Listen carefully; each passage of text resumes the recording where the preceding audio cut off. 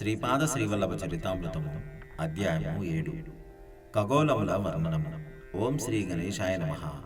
ఓం శ్రీ సరస్వతీయ నమః. ఓం శ్రీ గురుభ్యో నమః. శ్రీపాద శ్రీవల్లభ చరితామృత మహిమ. ఉదయముననే తిరుమలదాసు తన అనుష్ఠానమును ముగించుకొని ఇట్లు చెప్పసాగాను.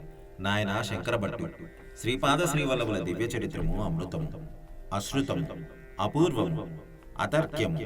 నీయందు శ్రీపాద శ్రీవల్లభుల వారికి అపారమైన అనుగ్రహము ఉన్నందువలననే వారి చరితమును గ్రంథస్థము చేయు భాగ్యము నీకు కలిగినది. మహాపండితులకు కూడా అలభ్యమైన ఈ మహాభాగ్యము నీకు లభ్యమగుట కేవలము శ్రీవారి సంకల్పమే. శ్రీపాదులు ఒకే సమయములో అనేక స్థలముల యందు దర్శనమొసగుట. నరసావధానుడు మరణావస్థ నుండి బయటపడిన తదుపరి అతనిలోని ఆకర్షణ శక్తి క్షీణించెను. అతడు గతములో ధ్యానములో కూర్చొని ఏ మనిషిని అయినను ధ్యానించినచో ఆ మనుషుడు ఎంత దూరములోనున్నను అచ్చటి నుండి బయలుదేరి నరసావధానుల కడకు వచ్చి తీరేవాడు. ఆ శక్తి ఇప్పుడు క్షీణించెను. గతములో అతనిని చూసి భయపడిన వారు, ప్రశంసలతో ముంచెత్తిన వారు ఇప్పుడు అతనికి ఏమాత్రము భయపడటం లేదు. అవసరమని తోచిన ఎడల విమర్శలతో అతన్ని బాధించుచుండిరి. అతని ఆర్థిక స్థితి కూడా క్షీణించసాగిన. 2 పూటల భోజనము లభించు వనరులు కూడా క్షీణించసాగిన. తన దుస్థితికి విలపించుచు అతడు వీధిలోనికి వచ్చెను.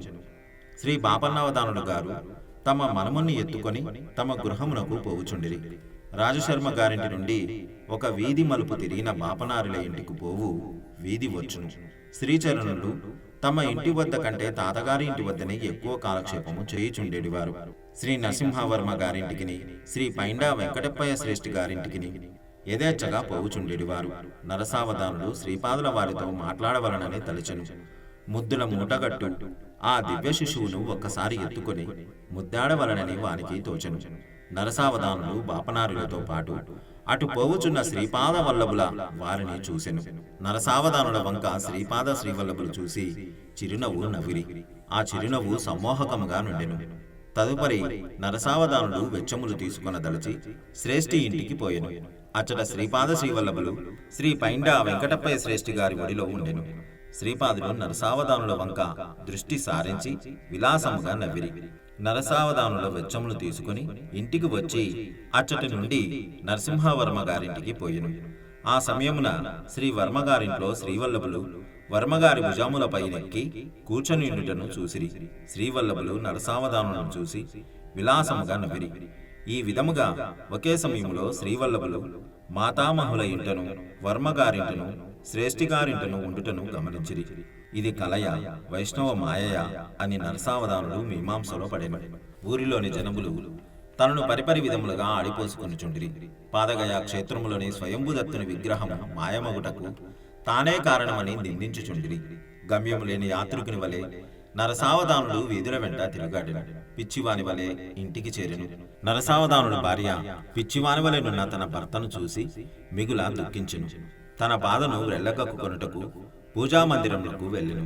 ఆమె చూసిన దృశ్యము ఆశ్చర్యకరము. వారి పూజామందిరములో శ్రీపాద శ్రీవల్లభులు ఉండిరి. ఆ భార్యాభర్తల ఆనందమునకు అంతులేకుండెను. తోటకూర వండి అన్నము పెట్టదమని శ్రీపాదుల వారిని వారు ఎంతో బ్రతిమలాడిరి. అందులకు శ్రీపాదుల వారు ఒప్పుకొనలేదు. కాలకర్మ కారణములు ఒకేసారి కలిసి వచ్చినప్పుడు అలభ్యోగము కలుగుచుండును. వివేకి అయిన వాడు దానిని గుర్తించి లబ్ధి పొందును. అవివేకి దానిని గుర్తించక నష్టపోవును. ఎట్టకేలకు శ్రీపాదులు వారి ఇంట భోజనము చేయుటకు అంగీకరించిరి. అయితే అది ఈ జన్మము మాత్రము కాదు. మరుజన్మములో వారు శ్రీ నృసింహ సరస్వతి నామమున పుణ్యభూమి మహారాష్ట్రంలో జన్మించదననియు, అప్పుడు తప్పక వారింటికి వచ్చి తోటకూరతో వండిన భోజనమును స్వీకరించదననియు వాగ్దానము చేసెను. శ్రీ గణేశ చతుర్థిన అవతరించిన తనలోని గణేశాంశతో గజానన నామమున ఒకానొక మహాత్ముడు కొన్ని శతాబ్దముల తదుపరి తన జన్మస్థానములకు దగ్గరలోనే జన్మించునని వారు తెలిపిరి. సూర్యచంద్రాదుల గతులను మార్చుట అయినను సాధ్యము కానవచ్చునేమో గాని ఎట్టి పరిస్థితులలోనూ శ్రీపాదుల వారి వాగ్దానములను మార్చుట ఎవరికిని సాధ్యము కాదు. వారి ఆదేశములను అనుసరించియే పంచభూతములతో సహా సృష్టి అందరి సమస్త జీవులను వ్యవహరించవలసి ఉండును. వాగ్దాన పరిపాలనమునందు వారు దృఢవ్రతులు, సత్యవ్రతులు. జగములు కదిలినను యుగములు మారినను వారి లీలలు మాత్రము నిత్య సత్యములుగాను అత్యంత నవీన యుగముగాను ఉండును. ఆ పూజా మందిరంలోనున్న శ్రీపాదుల వారు నరసావధానులకును అతని ధర్మపత్నికిని హితోపదేశములు చేసిరి. ఆ హితోపదేశములు దత్తభక్తులందరకును ఎంతో ప్రయోజనకరమైనవి. నరసావధానులకును శ్రీవల్లభుల వారికిని ఈ ప్రకారముగా సంభాషణ జరిగినది. నరసావధానులకు వారి పూజా మందిరమునందున్న శ్రీపాద శ్రీవల్లభులకు మధ్య సంభాషణ. నరసావధానులకు శ్రీపాదుల వారి ఉపదేశములు. ప్రశ్న: నీవెవరు? దేవతవా, యక్షుడవా, మాంత్రికుడవా? జవాబు: నేను నేనే. పంచభూతాత్మకమైన ఈ సృష్టిలోని ప్రతి అణువునందును అంతర్లీనముగానున్న ఆద్యశక్తిని నేనే. పశుపక్షాదులు లగాయితూ సమస్త ప్రాణకోటి అందును మాతృస్వరూపముగాను పితృస్వరూపముగాను ఉన్నది కూడా నేనే. సమస్త సృష్టికిని గురు స్వరూపము కూడా నేనే. ప్రశ్న: అయితే నీవు దత్తప్రభు యొక్క అవతారమా? జవాబు: నిస్సంశయముగా నేను దత్తుడనే. మీరు శరీరదారులు కనుక మీరు గుర్తించడానికి వీలుగా మాత్రమే నేను సశరీరుడై వచ్చి తిని. వాస్తవమునకు నేను నిరాకారుడను, నిర్గుణుడను. ప్రశ్న: అయినా నీకు ఆకారము లేదు, గుణములు లేవు, అంతే కదా? జవాబు: ఆకారము లేకుండా ఉండుట కూడా ఒక ఆకారమే, గుణములు లేకుండా ఉండుట కూడా ఒక గుణమే. సాకార నిరాకారములకు సగుణ నిర్గుణములకు ఆధారముగా ఉండే నేను వాటికి అతీతుడను కూడా. ప్రశ్న: అన్నీ నీవే అయినప్పుడు జీవులకు కష్టసుఖములు ఎందుకు? జవాబు: నీలో నీవు నేను కూడా ఉన్నాము. అయితే నీలో ఉన్న నీవు జీవుడవు, నీలో ఉన్న నేను మాత్రము పరమాత్మను. నీకు కర్తృత్వ భావన ఉన్నంత వరకు నీవు నేనుగా కాలేవు. అంతవరకు సుఖదుఖములు, పాపపుణ్యములు అను ద్వంద్వముల నుండి నీవు బయటపడలేవు. నీలో ఉన్న నీవు క్షీణదశకు వచ్చి నీలో ఉన్న నేను ఉచ్చదశను అందుకున్నప్పుడు మాత్రమే నీవు నాకు దగ్గరయ్యవు. నాకు దగ్గరయ్యే కొలది నీ బాధ్యత తగ్గిపోవును. నా బాధ్యతలో నీవు ఉన్నప్పుడు శ్రేయస్సును పొందగలవు. ప్రశ్న: జీవాత్మ పరమాత్మ వేరువేరని కొందరు చెప్పుచున్నారు. జీవాత్మ పరమాత్మకు అత్యంత సన్నిహితమనవచ్చునని మరికొందరు చెప్పుచున్నారు. జీవుడే దేవుడని మరికొందరు అనుచున్నారు. దీనిలో ఏది నిజము? జవాబు: నీవు వేరుగాను నేను వేరుగాను ఉన్నంత మాత్రమున నష్టమేమీ లేదు. నీలోని అహంకారము నశించి మనమిద్దరము ద్వైత సిద్ధిలో ఉన్నను శ్రేయస్సు లభించును.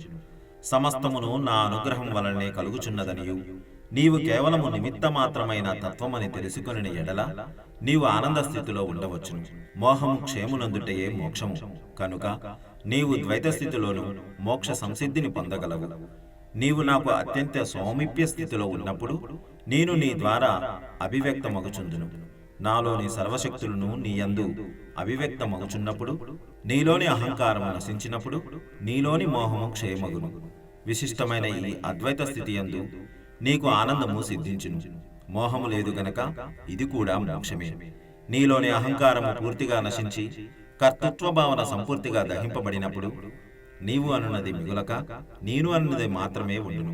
కనుక మనసు చేత ఎంత మాత్రము తెలియరాని ఆ స్థితిలో నీవు బ్రహ్మానందంలో నుందువు. కావున అద్వైత స్థితిలో నున్నను నీవు మోక్షము నొందగలవు. నీవు ద్వైతములో నున్నను విశిష్టాద్వైతములో నున్నను అద్వైతములో నున్నను బ్రహ్మానంద స్థితి మాత్రము ఒకటే. అది మనసునకు వాక్కునకు అందరానిది. కేవలము అనుభవైక వేద్యము మాత్రమే. ప్రశ్న: అవధూత స్థితిలో నున్న కొందరు తామే బ్రహ్మమని చెప్పుచుందురు కదా, మరి నీవు కూడా అవధూతవా? జవాబు: కాదు, నేను అవధూతను కాదు, నేను బ్రహ్మము, మరియు బ్రహ్మమే సర్వస్వము అనున్నది అవధూత అనుభవము. కాని నేను బ్రహ్మము, నేనే సర్వస్వము అనేడి స్థితి నాది. ప్రశ్న: అయినా ఈ స్వల్ప భేదములోని రహస్యము నాకు అవగతము కాలేదు. జవాబు: సమస్త ప్రాపంచిక బంధముల నుండి విడివడిన అవధూత నాలో లీనమగుచు బ్రహ్మానంద స్థితిని అనుభవించుచున్నాడు. అతనిలో వ్యక్తిత్వము లేదు. వ్యక్తిత్వము లేనప్పుడు సంకల్పము లేదు. ఈ సృష్టి యొక్క మహాసంకల్పములో మహాశక్తిలో నేను ఉన్నాను. జీవులని ఏడి మాయాశక్తి రూపములో కూడా నేనున్నాను. నాలో లీనమైన అవధూతను నీవు తిరిగి జన్మకు రావలసినదని నేను ఆజ్ఞాపించిన ఎడల జన్మకు రావలసినదే. సంకల్పంతో కూడిన సత్యజ్ఞానానంద రూపము నాది. సంకల్పము నశించిన సత్యజ్ఞానానంద రూపము వారిది. ప్రశ్న: విత్తములను వేయించిన తదుపరి తిరిగి మొలకెత్తవు కదా. బ్రహ్మజ్ఞానమును పొందిన తదుపరి బ్రహ్మమే తానైనప్పుడు తిరిగి జన్మ ఎత్తుట ఎట్లు సాధ్యము? జవాబు: వేయించిన విత్తనములు మొలకెత్తకపోవుట సృష్టి ధర్మం. ఆ వేయించిన విత్తనములనే మొలకెత్తింపజేయుట సృష్టికర్త యొక్క శక్తి సామర్థ్యములు. అసలు నా అవతరణమే ఈ సిద్ధాంత రాద్ధాంతముల ద్వారా సత్య నిరూపణ చేయుటకు కదా గతములో ఏర్పడినది. ప్రశ్న: దత్తప్రభు శ్రీపాద వివరించవలసినది. జవాబు: భూత భవిష్యత్ వర్తమానములు, అవస్థాత్రయము, సృష్టి స్థితి లయము మొదలైన త్రయములన్నింటినీ అతిక్రమించి నాన్నగారు అత్రి మహర్షిగా ప్రఖ్యాతులైరి. సృష్టి అందలి ఏ జీవి అందును, ఏ పదార్థమునందును అసూయాద్వేషములు లేశమాత్రము లేని కారణమున అమ్మ అనసూయగా ఖ్యాతి గడించినది. బ్రహ్మ విష్ణు రుద్రులకు కూడా ఆధారముగను అతీతముగను ఉన్న ఆ పరంజ్యోతి స్వరూపమును దర్శించవలనని అత్రి మహర్షి ఘోర తపస్సు చేసిరి. ఆ పరంజ్యోతి స్వరూపము సృష్టి అందలి ప్రతి ప్రాణిని, ప్రతి పదార్థమును అమృత దృష్టితో వీక్షించి అనుగ్రహించవలసినదిగా అనసూయామాత తపమాచరించినది. కర్మసూత్రమును అనుసరించి జీవులకు సుఖదుఖములు కలుగుచుండును కనుక మహాపాపముల ఫలితములు స్వల్పముగా కలుగునట్లును స్వల్ప పుణ్యములకు మహాఫలితములు కలుగవలనని సత్య సంకల్పములో అనసూయామాత ప్రార్థన చేసేడిది. కఠినమైన లోహముచే చేయబడిన శనగల ఆకారములనున్న లోహపు ముక్కలను తన తపోబలముచే జీవంతములైన తినుటకు యోగ్యమైన శనగులుగా అమ్మ మార్చివేసినది. ఖనిజము సంపూర్ణ నిద్రావస్థ స్థితిలో నున్న చైతన్యము, వృక్షములు, వృక్ష సంబంధ పదార్థములు అర్ధనిద్రా స్థితిలో ఉన్న చైతన్యము, జంతువులు పూర్ణ చైతన్యంలోనున్న స్థితి, ఖనిజముగా పుట్టి ఖనిజముగా చచ్చి తర్వాత తరు గుల్మాదులుగా జనించి ఆ తదుపరి జంతు జన్మలెత్తి ఆకరుణ మానవ జన్మ ఎత్తిన మానవుడు వివేక జ్ఞాన వైరాగ్యవంతుడై తనలోని నిద్రాణ స్థితిలోనున్న పరమాత్మ శక్తిని మేల్కొల్పి మోక్షమునందవలెను. ప్రకృతిలోనున్న పరిణామ క్రమము యొక్క ధర్మములను పరంజ్యోతి అనుగ్రహముతో మార్చివేయవచ్చునన్నది అమ్మ నిరూపించినది. త్రిమూర్తుల రూపంలోనున్న చైతన్యము జాగృతావస్థలోనున్నది కనుక దానిని నిద్రావస్థలోనికి మార్చి ఆ ఆకారములను పసిబిడ్డల రూపములోనికి మార్చివేసినది. త్రిమాతల శక్తులు ఏకమై అనగాదేవిగా రూపొందినది. నేను దత్తాత్రేయుడుగా జనించి అనగాదేవిని అర్ధాంగిగా స్వీకరించుట జరిగినది. శ్రీపాద శ్రీవల్లభ అవతారమునందు నా వామభాగమున అనగాదేవియు, కుడి భాగమున దత్తాత్రేయుడు కలిగిన అర్ధనారీశ్వర రూపమున జనించితిని. ఇంతటి మహత్తరమైన సృష్టిని తన సంకల్పానుసారంగా సృజించిన ప్రభువునకు సృష్టి ధర్మములను అవసరమును బట్టి మార్చగలుగు శక్తి సామర్థ్యం ఉండునని నీవు గ్రహించవలెను. ప్రశ్న: శ్రీపాద, సృష్టి ధర్మములను మార్చగలిగిన నీవు నా దరిద్రమును పోగొట్టలేవా? జవాబు: తప్పకుండా పోగొట్టగలను. అయితే అది మరుజన్మకు వాయిదా వేయుచున్నాను. వచ్చే జన్మలో కూడా నీవు కొంత దారిద్ర బాధను పొందిన తర్వాత మాత్రమే. తోటకూర విషయము చాలా చిన్న విషయం అయినను నీవు దాని యందు ఎంతో మోహమును పెంచుకున్నావు. అమ్మగాని, నాన్నగారు గాని, తాతగారు గాని ఎవరిను ఏమి ఆశించి అడగరు. పసి పిల్లవాడినైనా నేను ఎంతటి ఆహారమును తీసుకొందును? నేను మనసు పడినప్పుడు నీవు తోటకూరను వెంటనే ఇచ్చి ఉండవలసినది. ఇప్పుడు కాలాతీతమైనది. నీ మనసులోని మాలిన్యములు హరించుటకు ఈ జీవితము చాలదు. ప్రతి మానవునికి పుణ్యఫల రూపముగా ఆయువు, ఐశ్వర్యము, అందము, ప్రఖ్యాతి మొదలైనవి సిద్ధించును. పాపఫల రూపముగా అల్పాయువు, దారిద్ర్యము, అనాకారితనము, కుఖ్యాతి మొదలైనవి సిద్ధించును. నీ పుణ్యఫలములో ఎక్కువ భాగమును తీసి నీకు ఆయుర్దాయమును పోసితిని. నీ పుణ్యభాగము చాలా ఖర్చైనది, పాప భాగము ఎక్కువ మిగిలినది. నీవు దారిద్రమును అనుభవించియే తీరవలను. అయినను నీవు స్వయంభూదత్తుని ఆరాధించితివి కనుక నీకు ఐశ్వర్యము లేకపోయినను అవస్థ పడకుండా 2 పూటల అన్నము లభించినట్లు అనుగ్రహించుచున్నాను. ప్రశ్న: శ్రీపాద, వర్ణ వ్యవస్థ ప్రకారము నడుచుకొనవలెనని శాస్త్రము చెప్పుచున్నది కదా. మీ తాతగారు వైశ్యులకు కూడా వేదోక్తముగా ఉపనయనము చేయవచ్చునని తీర్మానించిది. ఇది తప్పు కాదా? జవాబు: సత్య ఋషీశ్వరుల నిర్ణయములో దోషమునించుట వలన నీ నాలుకను కోసి పారివేయవలను. తాతగారు ఎవరనుకొంటివి? వారు సాక్షాత్తు భాస్కరాచార్యుల వారు. విష్ణుదత్తుడు, సుశీల అను దంపతులు స్వార్థమనున్నది ఏమిటో ఎరుగని పరమ పవిత్రులు. వారిని నా తల్లిదండ్రులుగా జన్మింపజేయవలసినదని కాలకర్మ దేవతలను నేను ఆదేశించితిని. నరసింహవర్మ పూర్వీకులు శ్రీ లక్ష్మీ నరసింహస్వామికి పరమభక్తులు. సింహాచలమునందు జరిగిన యజ్ఞయాగాదులలో విశేషమైన అన్నదానములు చేసిన పవిత్రులు. నేను పీఠికాపురంలో జన్మించుటకు పూర్వమే ఒకానొక క్రమ పద్ధతిలో సంపుటి చేయుచుంటిని. ఆ 3 కుటుంబములతోనూ నాకు గల రుణానుబంధము ఒక జన్మలో తీరేడిది కాదు, ఒక అవతారంలో పరిసమాప్తమగునది కూడా కాదు. నా వరదహస్తము తరతరముల వరకు వారి మీద నుండును. నా యొక్క చిత్రఛాయలో వారు నిశ్చింతగా నుందురు. శ్రీపాదుల వారు భక్తులకు ఇచ్చు అభయము. నా విషయమునకే వచ్చినచో పెద్దగా విలవలేని తోటకూరను కూడా నీవు నాకు ఇయ్యలేకపోతివి. నన్ను భుజింపజేసిన ఎడల 1,00,000 మంది బ్రాహ్మణులకు భోజనం పెట్టినంత పుణ్యము నీకు లభించి ఉండేడిది. నీవు ఎంతో అదృష్టము పోగొట్టుకున్నావు. ఏది ధర్మము ఏది అధర్మము అన్నది చర్చనీయాంశమైనప్పుడు శాస్త్రమును ఆశ్రయించవలసినదే. అయితే శాస్త్రములో చెప్పినది ఆచరించదగునా లేదా అను మీమాంస వచ్చినప్పుడు నిర్మలాంతఃకరణులు నిర్ణయించినదే శాస్త్రమగును, వారు చెప్పినదే వేదమగును, వారి వాక్కు ధర్మసమ్మతమగును. వారు అధర్మమున తీర్పు చెబుదామనుకున్నను, ధర్మదేవత వారిని చెడు మార్గములోనికి వెళ్ళనీయక సరైన తీర్పును చెప్పించును. హింస చేయుట పాపమని నీ శాస్త్రము చెప్పుచున్నది. శ్రీకృష్ణ పరమాత్మ సమక్షంలో జరిగిన యుద్ధము ధర్మయుద్ధమైనదని, కౌరవ పాండవ సంగ్రామము ధర్మయుద్ధమని, అది జరిగిన స్థలము ధర్మక్షేత్రమని ప్రఖ్యాతి కాంచినది కదా. యజ్ఞము పుణ్యఫలప్రదమే, కాని పరమాత్మ స్వరూపుడైన శివుని ఆహ్వానింపక దక్షుడు చేసిన యజ్ఞము ఆఖరికి యుద్ధముగా పరిణమించినది. దక్షుని తల తెగిపడినది, వానికి మేకతల అమర్చబడినది. రోగికి పత్య ప్రకోపము ఉన్నప్పుడు వైద్యుడు నిమ్మకాయ ఉసిరికాయ అని వాటితో వైద్యము చేయును. శరీర భాగము కుళ్ళినప్పుడు కత్తి పుచ్చుకొని నరికి వైద్యము చేయును. నేను కూడా అంతే. నాలో దేవతల అంశలే కాక రాక్షసాంశాలు కూడా ఉన్నవి. నేను ఉన్మత్తుడిగా పిశాచముగా రాక్షసుడిగా కూడా వ్యవహరించెదను. అయితే నాలో అంతర్గతముగా జీవుల ఎడల ప్రేమ పొంగి ప్రవహించుచుండును. మీ స్వభావములను బట్టి మీ కర్మల యొక్క శుభాశుభములను బట్టి నా ప్రవర్తన ఉండును. సర్వస్వ శరణాగతి చెందిన భక్తులను నేను చెయ్యి విడవను. దూర తీరములనున్న నా భక్తులను నా క్షేత్రములకు బలవంతముగానైనను రప్పించెదను. ఋషుల యొక్క మూలమును నదుల యొక్క మూలమును చర్చించరాదు. ఆద్యపరాశక్తి కన్యకా పరమేశ్వరిగా వైశ్య కులములో ఆవిర్భవించలేదా? సిద్ధమునులలో వైశ్యమునులు లేరా? బ్రహ్మ క్షత్రియ వైశ్యులకే కాదు, శూద్రులు కూడా నియమనిష్టలను పాటించిన ఎడల వేదోక్త ఉపనయనమునకు అర్హులే. ఉపనయనము వలన 3వ కన్ను విచ్చుకొనవలెను. అంతఃకరణము పరిశుద్ధమై బ్రహ్మజ్ఞానమునందు మనసు లగ్నమవ్వవలెను. నీ మనసు శాఖజ్ఞానమునందు పూర్తిగా లగ్నమై ఉన్నది. బ్రహ్మమనుదై అంగట్లో దొరికే వస్తువు అనుకొంటివా? ఈ జన్మమున బ్రాహ్మణుడిగా ఉన్నవాడు మరు జన్మమున చండాలుడిగా పుట్టవచ్చును. ఈ జన్మమున చండాలుడుగా ఉన్నవాడు మరు జన్మమున బ్రాహ్మణుడిగా పుట్టవచ్చును. బ్రహ్మ పదార్థము కులమతములకు దేశకాలములకు అతీతమును రహస్యమును గుర్తెరుగును. దైవము భావప్రియుడే గాని బాహ్యప్రియుడు మాత్రము కాదు. నీ భావము బట్టి దైవము పనిచేయుచుండును. బ్రహ్మజ్ఞాన సంబంధ విషయములు వచ్చినప్పుడు నేను బ్రాహ్మణుడను.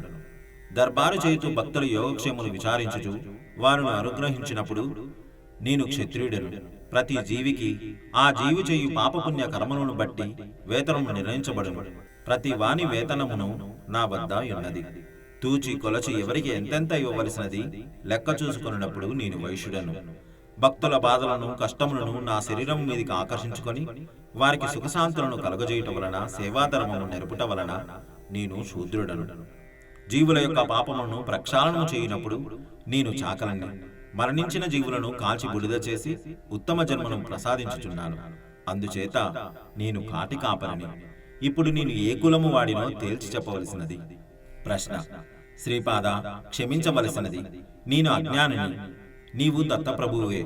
సర్వజీవులకు ఆశ్రయము నీవే. అసలు ఈ సృష్టి ఏ విధంగా ఏర్పడినదో తెలియజేసి నన్ను కృతార్థుడిని చేయవలసినది. జవాబు: లోకాలోక వర్ణన. తాత, స్వర్గమునందు 88,000 మంది గృహస్థమునులు కలరు.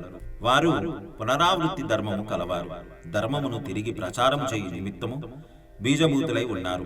పరమాత్మ యొక్క అనిర్వచ్యమైన శక్తిలోని ఒకానొక స్వల్పాంశము జగత్తును సృష్టించుటకు బ్రహ్మగా ఏర్పడెను. పరమాత్మ నుండి క్రమంగా ఏర్పడిన జలము సర్వవ్యాప్తముగా నుండెను. పరమాత్మ తేజము వలన ఆ జలమునందు స్వర్ణమయములైన అనేక కోట్ల అండములు ఏర్పడెను. ఆ అండములలో మనము నివసించుచున్న బ్రహ్మాండము కూడా ఒకటి. అండము యొక్క లోపలి ప్రదేశము చీకటితో నిండి ఉండగా పరమేశ్వరుని యొక్క తేజస్సు మూర్తిత్వమునంది అనిరుద్ధుడను నామముచే విఖ్యాతమాయను.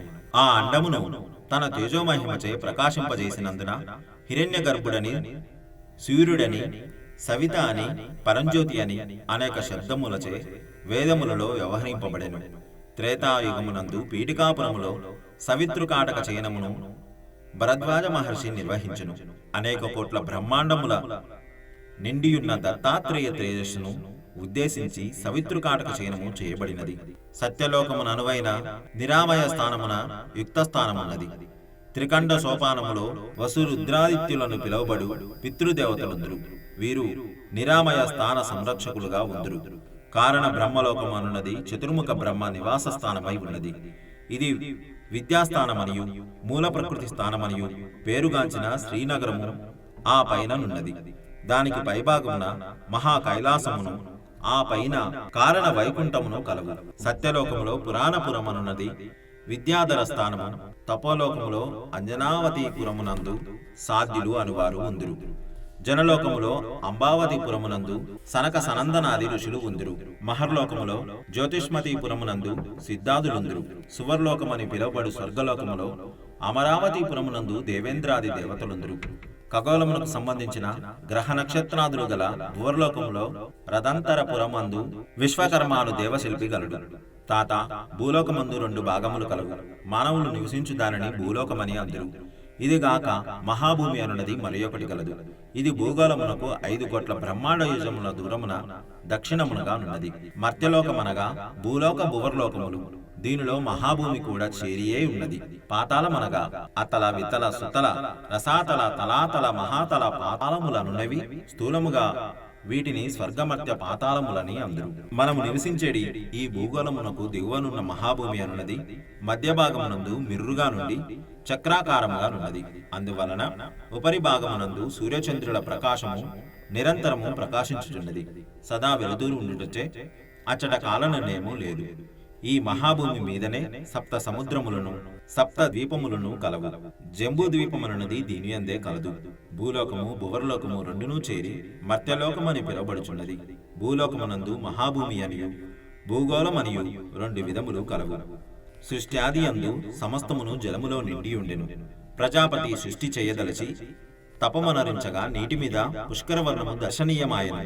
ప్రజాపతి వరాహ రూపమును పొందినవాడై పుష్కరవర్ణ సమీపమున మునగగా దిగువన ఉన్న మహాభూమిని పొందినవాడయ్యను.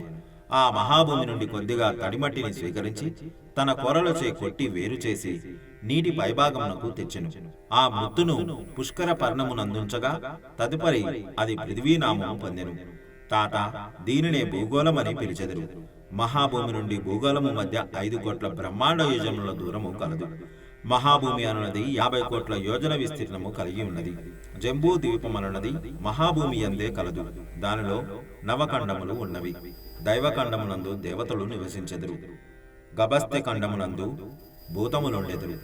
పురుషఖండమునందు కిన్నెరులు, భరతఖండమునందు మానవులు, శరభఖండమునందు సిద్ధులు, గంధర్వఖండమునందు గంధర్వులు, తామ్రఖండమునందు రాక్షసులు, షేరుఖండమునందు యక్షులు, ఇందుఖండమునందు పన్నగులు ఉండెదరు. మహాభూమిలోని జంబూద్వీపమునకు దక్షిణముగానున్న భరతఖండములోని భరతపురమున వైవస్వత మనువు భూరుషుల తోడను మానవుల తోడను కొలువుదీరి ఉండును. మహాభూమి మీద జంబూద్వీపమునున్నట్లనే భూగోళం మీద కూడా జంబూద్వీపము కలదు. శ్రీపాద శ్రీవల్లభ అవతారము నేను శ్రీ పీఠికాపురములో అవతరించుటకు ముందే 100 సంవత్సరముల క్రితం మహాభూమి మీద వచ్చినది. మహాభూమి మీద ఉన్న జంబూద్వీపము 1,00,000 బ్రహ్మాండ యుజముల విస్తీర్ణము కలిగి ఉన్నది. జంబూద్వీపమునందలి భరతఖండమున మాత్రమే వైవస్వత మనువు ఉన్నాడు. మిగతా ఖండములలో దేవయోనులైన వారు ఉన్నారు. మహాభూమి అందరి జంబూద్వీపమున శీతోష్ణాదులు ఎచ్చుగా నుండక ఆహ్లాదకరముగా నుండెను. నీరెండ వంటి సదా వెళ్తూరుండును గాని పగలు రాత్రి అను భేదములు లేకుండా ఉండును. మహాభూమి అందరి జంబూద్వీపము 1,00,000 యోజన విస్తీర్ణము కలది. లవణ సముద్రము 1,00,000 యోజనములు, ప్లక్ష ద్వీపము 2,00,000 యోజనములు, ఇక్షుర సముద్రము 2,00,000 యోజనములు, కుశద్వీపము 4,00,000 యోజనములు, సురా సముద్రము 4,00,000 యోజనములు, క్రౌంచద్వీపము 8,00,000 యోజనములు, సర్పి సముద్రము 8,00,000 యోజనములు, శాఖద్వీపము 16,00,000 యోజనములు, దది సముద్రము 16 లక్షల యోజనములు, షాల్మలీ ద్వీపము 32 లక్షల యోజనములు, క్షీర సముద్రము 32 లక్షల యోజనములు, పుష్కర ద్వీపము 64 లక్షల యోజనములు, శుద్ధ జల సముద్రము 64 లక్షల యోజనములు, చలాచల పర్వతము 128 లక్షల యోజనములు, చక్రవాల పర్వతము 256 లక్షల యోజనములు, లోకాలోక పర్వతము 512 లక్షల యోజనములు, తమోభూమి 1250 లక్షల యోజనములు విస్తీర్ణము కలిగి ఉండెను. లోకాలోక పర్వతమును దాటి సూర్యరశ్మి వెల్లుటకు వీలు లేదు. అందువలన లోకాలోక పర్వతమునకును అండబిత్తికిని నడుమ నుండెడి ప్రదేశము ఎల్లప్పుడూ చీకటితో కూడి ఉండెను. అండబిత్తి అనున్నది 1,000,000 యోజనముల మందము కలిగి ఉండును. వరాహావతారము గాని నరసింహావతారము గాని భూమి పట్టేంతటి అవతారములు కావు. వరాహమనగా సూకరము కాదు, ఖడ్గమృగము, ఒకే కోర కలిగినది. ద్వీపములు, ద్వీపాధిపతులు, ద్వీపాది దేవతల వివరణ. మహాభూమి అందలి జంబూద్వీపమున స్వయంభువ మనువు ప్రథమ చక్రవర్తిగా పాలించగా అతని 7 కుమారులు 7 ద్వీపములకు అధిపతులైరి. ప్లక్షద్వీపమును, మేధాతిథి, షాల్మల ద్వీపమును, వపుష్మంతుడు, కుశద్వీపమును, జ్యోతిష్మంతుడు, క్రౌంచద్వీపమును, ద్యుతిమంతుడు, శాఖద్వీపమును, హవ్యుడు, పుష్కర ద్వీపమును, సవనుడు పరిపాలించిన ప్రథమ చక్రవర్తులు. ప్లక్షద్వీపమునందలి చాతుర్వర్ణములు ఆర్యక, కురర, విందక, భావిన అనునవి. వారికి చంద్రాకృతిలో నుండి విష్ణువు ఆరాధ్య దైవము. షాల్మల ద్వీపమునందు కపిలవర్ణ, చారణక వర్ణ, పీతవర్ణ, కృష్ణవర్ణ అను 4 వర్ణములు వారుందురు. వారు విష్ణు ఆరాధకులు. కుశద్వీపమునందు దమి, సుష్మిన, స్నేహ, మందేహ అను 4 వర్ణముల వారుందురు. వీరికి బ్రహ్మ ఆరాధ్య దైవము. క్రౌంచద్వీపమునందు పుష్కర, పుష్కల, ధన్య, పిష్య అను వర్ణములు వారుందురు. వారికి రుద్రుడు ఆరాధ్య దైవము. శాఖద్వీపమునందు మంగ, మాగధ, మానస, మంద అను వర్ణముల వారుందురు. వారు సూర్యభగవానుని ఆరాధించెదరు. పుష్కర ద్వీపమునందు మాత్రము చాతుర్వర్ణములు లేవు. అందరును దేవతల వలె రోగములు గాని శోకములు గాని లేకుండా ఆనందముగా నుందురు. వీరికి బ్రహ్మ ఆరాధ్య దైవము. మన ఖగోళమునందలి జంబూద్వీపంలో భరతవర్షము, కింపురుష వర్షము, హరివర్షము, కేతుమాల వర్షము, ఇలావృత వర్షము, భద్రాశ్వ వర్షము, రమ్యక వర్షము, హిరణ్యక వర్షము, కురువర్షము అనునవి కలవు. తాత మహాభూమి యందు ఖండ విభాగములు గల జంబూద్వీపములనున్నట్లనే భూగోళమున వర్ష విభాగములతో కూడిన జంబూద్వీపము కలదు. మహాభూమి గుండ్రముగా నుండి మధ్యలో తాబేటి పెంకువలే బిర్రుగా నుండును. దీనినే భూమండలం అనిపించెదరు. భూగోళము మాత్రము నిమ్మపండు వలె నుండును. మహాభూమి మేరురేఖను చుట్టి బ్రహ్మాండము యొక్క అండబిత్తి వరకు వ్యాపించి ఉండును. భూగోళము మాత్రము జ్యోతిచక్రం సమమధ్యమందు నిలిచి ఉన్నది. మహాభూమి యందు నడిమధ్యన గల మేరురేఖను చుట్టుకొని జంబూద్వీపమున్నది. దానిని చుట్టి సప్త సముద్ర ద్వీపములున్నవి. ఖగోళమునందలి ఉత్తరార్ధగోళము దేవభాగమని, దక్షిణార్ధగోళమును అసురభాగమని అందురు. మహాభూమి అందలి సమమధ్య ప్రదేశమున మేరు దివ్యముగా ప్రకాశించుచున్నది. జీవులను పరిపాలించడి మనువులకిది నివాస స్థానము. భూగోళము పరిపాలితులైన జీవులకు స్థానము. మహాభూమి అందు చుట్టూ చేరియుండే చక్రవాల పర్వతాగ్రమునందు జ్యోతిచక్రము అమర్చబడి ఉన్నది. భూగోళము మాత్రము దీనికి భిన్నముగానున్నది. సప్త కక్షావృతమైన జ్యోతిచక్రము దీనికి ప్రతిదినమును ఒక ప్రదక్షిణము చేయుచున్నది. మహాభూమి యందు శీత వాతాతపములు అల్పములు, సదా పగలుగా నుండి చీకటనున్నది లేక కాల వ్యత్యాసము లేక యుండును. భూగోళమునందు వ్యతిరిక్తముగా నున్నవి. మహాభూమి అనున్నది పుణ్యఫలానుభవమున మాత్రమే పొందదగినది. స్థూల శరీరములో పొందరానిది. భూగోళము పుణ్యము సంపాదించుకొనుటకు తగిన కర్మభూమి. స్థూల శరీరులు ఉండవలసిన భూమి. మహాభూమి మీద మను ప్రళయము తప్ప చిన్న ప్రళయములు అనునవి ఉండవు. భూగోళము మీద యుగ ప్రళయములు, మహాయుగ ప్రళయములు, మను ప్రళయములు జరుగుచుండును. మహాభూమిని దాత్రి, విధాత్రి అను పేర్లతో పిలిచెదరు. భూగోళమును మహి, ఉర్వి, క్షితి, పృథ్వీ, భూమి అని పిలిచెదరు. తాత పాతాళ లోకముల గురించి చెప్పుచున్నాను వినుము. అతలమునందు పిశాచగణములు, వితలమునందు గుహ్యకులు, సుతలమునందు రాక్షసులు, రసాతలమునందు భూతములు, తలాతలమునందు యక్షులు, మహాతలమునందు పితృదేవతలు, పాతాళమునందు పన్నగులు ఉందురు. లోక నివాసులు, లోకాధిపతులు ఖండముల వివరణ. వితలమునందుండు కుబేరుడు నవనిధులకు అధిపతి. ఇతడే బ్రహ్మాండమునకు కోశాధిపతి అయి ఉన్నాడు. ఉత్తర దిక్కునకు అధిపతి అయి ఉన్నాడు. వితలమునందలి అలకాపురమునందు ఇతడుండును. అదే వితలమునందు మేరువుకు పశ్చిమ దిశలో యోగినీపురమున మయుడు నివసించును. ఇతడు రాక్షసులకు శిల్పి. త్రిపురాసురులకు ఆకాశములో చాలా ఎత్తున విహరించగల త్రిపురములను నిర్మించి ఇచ్చినవాడు. సుతలములోని వైవస్వతపురమును యమధర్మరాజు పరిపాలించుచుండును. ఇతడు దక్షిణ దిక్కునకు అధిపతి. ఈ పట్టణ ప్రవేశమునకు ముందు అగ్నిహోత్రపు నది కలదు. దీనినే వైతరణి అని అందరు. పుణ్యవంతులకు సులభముగా దాట వీలు కలుగును. పాపాత్ములకు కడంగుడు కష్టతరము. రసాతలమునందు పుణ్యనగరమునది కలదు. దానికి నిరుతి అని దైత్యుడు అధిపతి. ఇతడు నైరుతి దిక్కునకు అధిపతి. తలాతలమునందలి ధనిష్టానపురమున పిశాచగణములతో కూడి బేతాళుడుండును. మహాతలములో కైలాస నగరములో సర్వభూత గణములతో కాత్యాయనీపతి అయిన ఈశానుడు కలడు. ఇతడు ఈశాన్య దిక్కునకు అధిపతి. పాతాళమునందు వైకుంఠ నగరము కలదు. ఇందులో శ్రీమన్నారాయణమూర్తి పాతాళాసురులతోనూ వాసుకి మొదలైన సర్పశ్రేష్ఠులతోనూ శేషశాయియే విరాజిల్లుచున్నాడు. దీనినే శ్వేత ద్వీపగతమైన కార్యవైకుంఠము అని అందురు. ఆఖరిదైన పాతాళలోకమునందు త్రికండ సోపానము కలదు. ప్రథమ ఖండమునందు అనంగ జీవులుందురు. ద్వితీయ ఖండమునందు ప్రేతగణములుందురు. తృతీయ ఖండమునందు యాతనాదేహమును పొందియున్న జీవులు దుఃఖక్రాంతులై ఉందురు. సప్త సముద్రులను సప్త ద్వీపములను మహాభూమి యందు కలవు. దాని మధ్య నుండున్నది జంబూద్వీపము.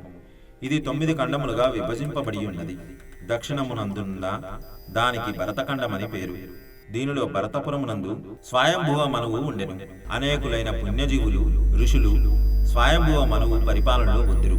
వారి లోకములను పరిపాలించుచు ధర్మాధర్మములను పాలించుచుందురు. మహాభూమి మీద నుండి సప్తద్వీపములను చుట్టుకొని చరాచర చక్రవాల లోకాలోక పర్వతములనున్నవి స్వర్గలోకము వరకు వ్యాపించి ఉండును.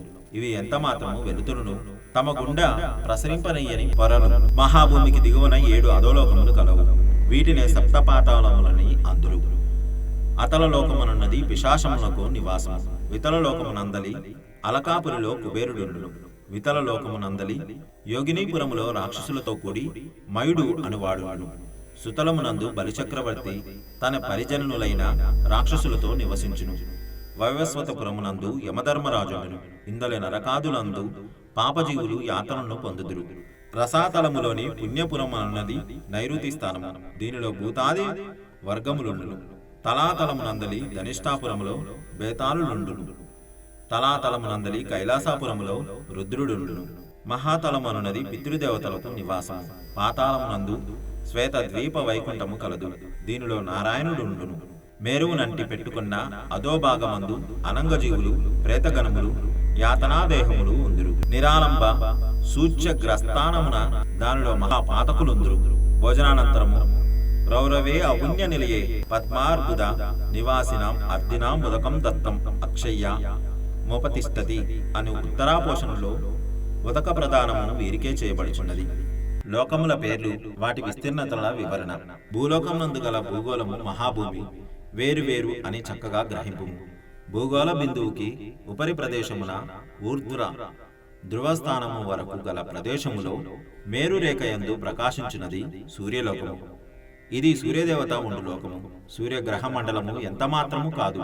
ఇదే విధముగా చంద్రలోకము, అంగారక లోకము, బుధలోకము, గురులోకము, శుక్రలోకము, శనైశ్చరలోకము, రాశాది దేవతాలోకము, నక్షత్రాది దేవతాలోకము, సప్తఋషి లోకము, ఊర్ధ్వ ధ్రువలోకము అనునవి కలవు. ఇవే కాక ఇంకా అనేక అవాంతర లోకములు కలవు.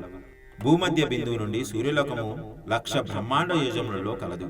ఇది సూర్యగ్రహాది దేవతమైన సూర్యుడుండు లోకము. భూమధ్య బిందువు నుండి చంద్రలోకము 2,00,000 బ్రహ్మాండ యోజనములలోను, అంగారక లోకము 3,00,000 బ్రహ్మాండ యోజనములలోను, బుధలోకము 5,00,000 బ్రహ్మాండ యోజనములలోను, గురులోకము 7,00,000 బ్రహ్మాండ యోజనములలోను, శుక్రలోకము 9,00,000 బ్రహ్మాండ యోజనములలోను, శనిలోకము 11,00,000 బ్రహ్మాండ యోజనములలోను, రాశాది దేవతాలోకము 12,00,000 బ్రహ్మాండ యోజనములలోను, నక్షత్ర దేవతాలోకము 13,00,000 బ్రహ్మాండ యోజనములలోను, సప్తర్షిలోకము 14,00,000 బ్రహ్మాండ యోజనములలోను, ధ్రువలోకము 15,00,000 బ్రహ్మాండ యోజనములలోను కలవు.